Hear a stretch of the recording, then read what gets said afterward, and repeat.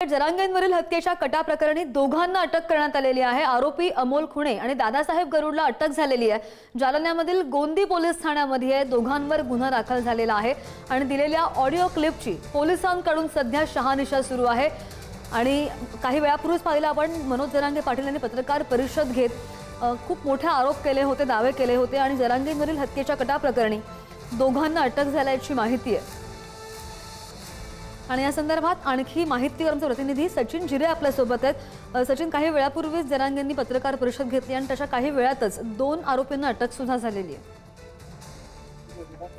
श्रद्धा, या प्रकरणी आता गोंदी पोलीस ठाणा आहे जालन्यातील, त्या गोंदी पोलीस ठाण्यामध्ये अमोल खुणे आणि दादासाहेब गरुड या दोघांविरोधात गुन्हा दाखल झालेला आहे। हा गुन्हा जो आहे BNS 55 कलम नुसार आणि 61 नुसार झालेला आहे आणि दोन्ही जे आरोपी आहेत या दोन्ही आरोपींना पोलिसांनी अटक केलेली आहे आणि सध्या हे पोलिसांच्या ताब्यात आहे। कालपासूनच त्यांना ताब्यात घेण्यात आलेलं। हत्येचा कट रचल्या प्रकरणी या दोघांवरती आता गुन्हा दाखल झालेला आहे। या आरोपींमधून आता जरांगे पाटील यांनी जे काही आरोप पत्रकार परिषदेच्या माध्यमातून केलेले आहेत त्यामधली काही माहिती समोर येते का हे पाहणं देखील आता महत्त्वाचं राहणार आहे। अगदी, आणि काय समोर येतं चौकशीमधून त्याकडे लक्ष असेल। सचिन, धन्यवाद दिलेल्या माहितीसाठी।